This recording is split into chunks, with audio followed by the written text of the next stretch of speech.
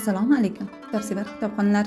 Ohangaron shahar axborot kutubxona markazi aqlli, zukko, bilimdon bolajonlar uchun xalq og'zaki ijodidan Shirin bilan shakar nomli kitobini o'qishni tavsiya etadi.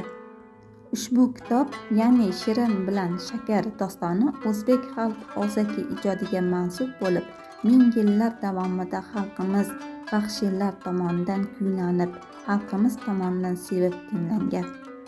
Shuningdek, siz ushbu dostonni o'qish davomida xalqimizning har qancha tarixiy, etnografik urf-odatlari, dehqonchilik, chorvachilik, safar, baxillik va saxiylik, aka-uka munosabatlari, iymon va e'tiqod muqaddasligi haqida ma'lumotlarga ega bo'lasiz.